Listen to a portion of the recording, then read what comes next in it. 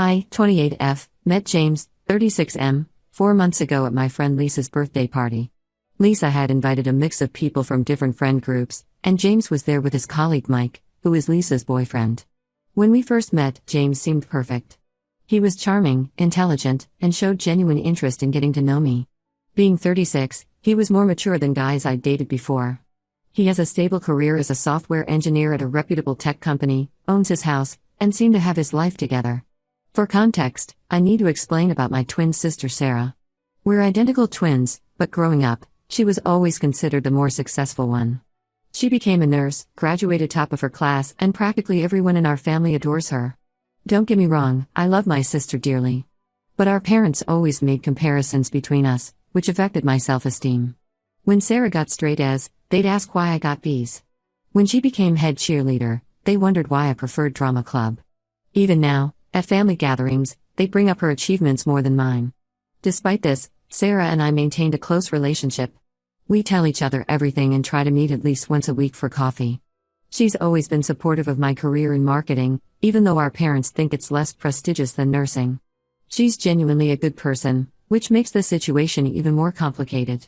The first 3 months with James were amazing. He would surprise me with lunch at work, remembered small details about things I liked, and always made time for me despite his busy schedule. He never checked out other women when we were together and always made me feel special. I started to think I'd finally found someone who saw me for me, not as Sarah's twin. Things changed when James met Sarah at our monthly family dinner.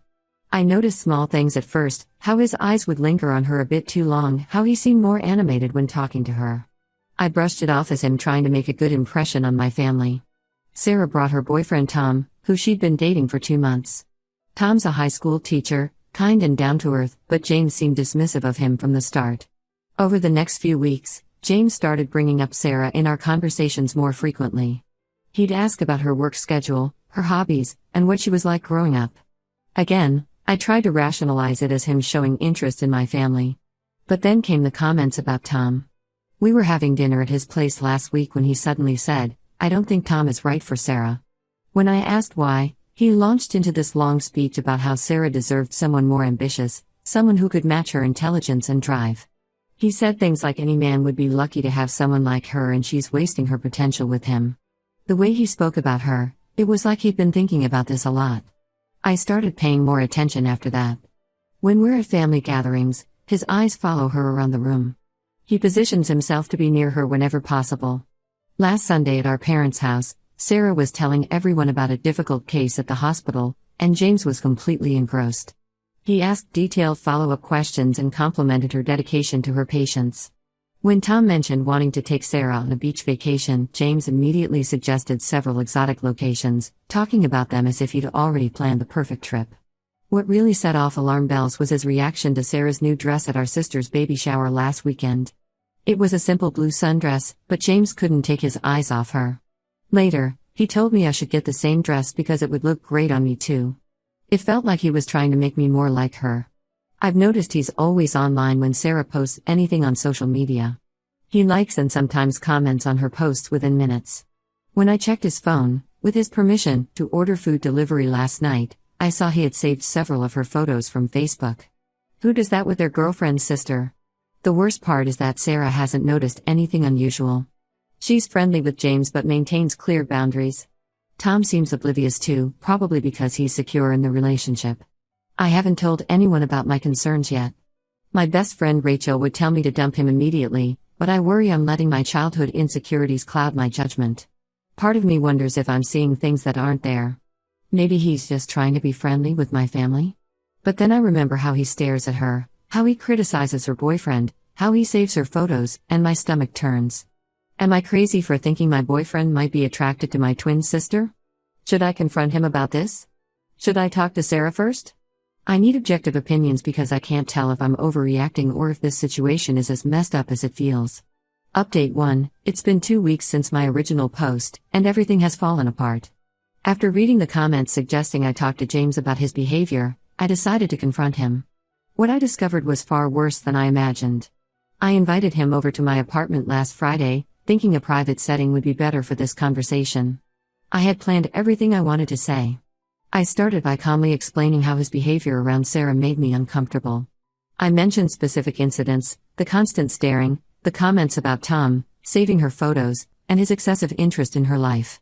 His reaction shocked me. Instead of trying to understand my perspective, he became defensive and angry. He accused me of being paranoid and said I was creating problems because of my obvious jealousy towards Sarah. He brought up instances from the past 4 months where I had mentioned feeling overshadowed by her, using my own insecurities against me. But then came the revelation that changed everything. In the middle of our argument, he suddenly said, "You weren't even supposed to be the one I met that night." I didn't understand at first, but as he kept talking, the truth came out. He had matched with Sarah on Tinder 6 months ago, before she met Tom. They had chatted for several weeks, but Sarah stopped responding when she met Tom. James claimed he had no idea we were twins when he met me at Lisa's party. But that was a lie too. Through more questioning, I discovered that Mike, Lisa's boyfriend, had mentioned to James that his girlfriend was friends with Sarah's twin sister. James deliberately engineered the meeting at Lisa's party. He admitted he thought it was fate giving him another chance when he realized I was Sarah's twin. The party meeting wasn't coincidental. He had asked Mike to introduce us. When I confronted him about saving Sarah's photos, his reaction was frightening. He became extremely agitated, pacing around my living room, saying I had no right to question him about what he saved on his private phone, despite him giving me permission to use it. He said things like, "You should be grateful I chose you and you're just as good as she is." The way he compared us made me feel physically ill. The argument escalated when he suggested that I was actually the lucky one in this situation. He said since Sarah was technically his first choice but wasn't available, I should be flattered that he settled for me since we look exactly alike. Those words broke something in me. I told him to leave immediately. As soon as he left, I called Sarah. She was at work but stepped out to talk when she heard how upset I was. I told her everything, about Tinder, about James engineering our meeting, about his obsession. She was horrified. She barely remembered matching with him because they had only exchanged messages for a short time before she met Tom. She felt terrible that he had used me to get close to her. Sarah came over after her shift, and we decided to investigate further. We looked up his dating profile together. What we found was disturbing. His entire dating history showed a clear pattern, all petite brunettes who looked remarkably similar to us. We found at least 15 women who could have been our cousins based on appearance alone. The next day, James started his campaign to win me back. He sent dozens of messages, alternating between apologizing and accusing me of overreacting. He claimed I was twisting everything and that his interest in Sarah was purely friendly. When I didn't respond, he started showing up at my workplace with flowers and gifts. It got so bad that security had to escort him out twice. My parents found out about the breakup through Sarah. Their reaction frustrated me even more. They suggested I was being too harsh and should give James another chance because he seems genuinely sorry and men like him don't come along often. My mom even said maybe I was reading too much into his friendliness towards Sarah. Only Sarah fully understands how violated and used I feel. Sarah has been amazing through all this.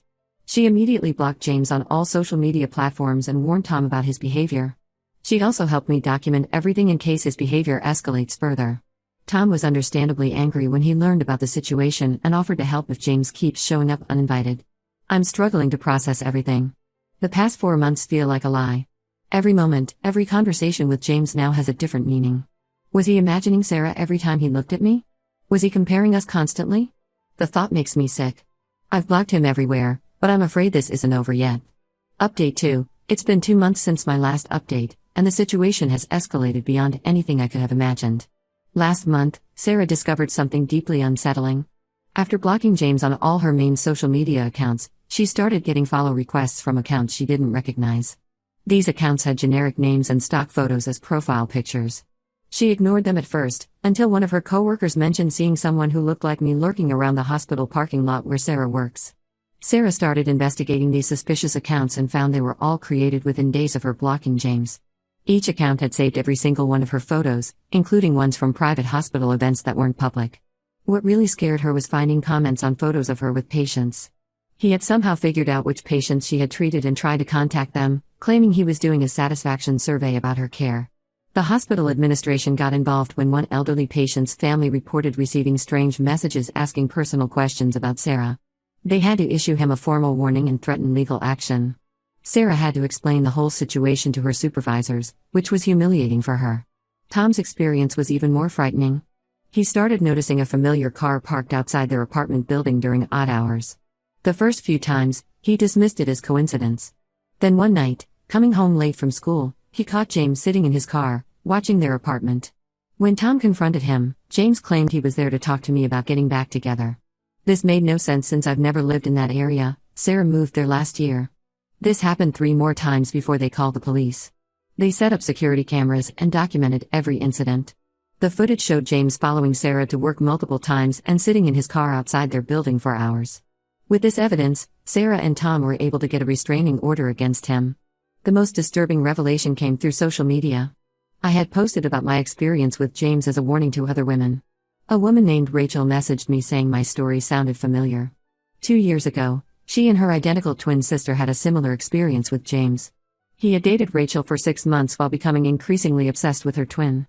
Their situation ended when he started showing up at the twins' workplace and had to be removed by security. The professional consequences caught up with James too. His erratic behavior extended to my workplace, where he kept trying to get past security to see me. He would wait in the parking lot and follow my co-workers, asking them to pass messages to me. My company had to threaten legal action.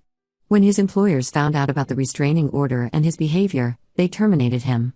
Now James emails me from different addresses daily, claiming I've ruined his life. He says I'm the crazy one who couldn't handle his innocent friendship with my sister.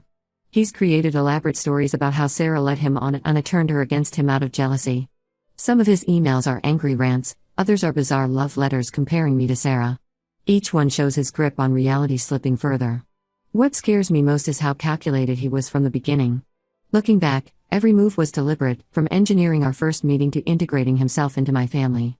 He spent months planning and executing this sick game. How many other twin sisters has he done this to? How many more will there be? We're all taking extra safety precautions now. Sarah and Tom are looking for a new apartment, and I've temporarily moved in with friends. The police are involved, but they say they can't do much unless he violates the restraining order. All we can do is document everything and stay vigilant. Update 3. 6 months have passed since my original post. While things have improved, the aftermath of James's obsession continues to affect our lives in unexpected ways. James finally stopped trying to contact us after receiving a final warning from the police. His last attempt was particularly disturbing. He tried reaching our parents by pretending to be a distant cousin who was concerned about the family situation. Fortunately, our parents had become much more vigilant and immediately reported him. Sarah and Tom moved to a new apartment in a secure building with 24-hour surveillance. They didn't share their new address with anyone outside immediate family. Tom's school also had to implement new security measures after James was spotted in the parking lot one last time. Sarah switched to working primarily in a different wing of the hospital where visitors need special clearance. The experience changed our family dynamic significantly. My parents, who initially dismissed my concerns, now understand the severity of the situation. They've apologized repeatedly for suggesting I give James another chance. More importantly, they've stopped their lifelong habit of comparing Sarah and me. Seeing how James weaponized their comparisons made them realize the damage it had caused. Sarah and Tom postponed their wedding plans until they felt more secure. Initially, Sarah felt guilty about the whole situation, thinking her existence somehow caused this. We've had long conversations about it, and she's finally stopped blaming herself. If anything, this experience has brought us closer. We now have a deeper understanding of each other's perspectives and insecurities. Rachel, the twin who reached out about her experience with James, has become a close friend. She introduced us to a support group for people who've dealt with stalking. Through the group, we discovered 2 more sets of twins who had encounters with James in different states. We're working with a lawyer to see if there's enough evidence for a broader case against him. I'm still single and honestly prefer it that way right now. The thought of dating makes me anxious, but I'm working through it.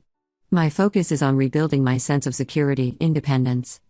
I changed jobs to a company with better security, moved to a new apartment, and adopted a large dog for company and protection. The most valuable lesson from this experience was learning to trust my instincts. Those initial uncomfortable feelings about James's behavior weren't paranoia or jealousy, they were warning signs. I'm grateful I acted on them before things got worse. While I wish none of this had happened, it taught me important lessons about self-worth and boundaries. I'm no longer the person who doubts herself when something feels wrong.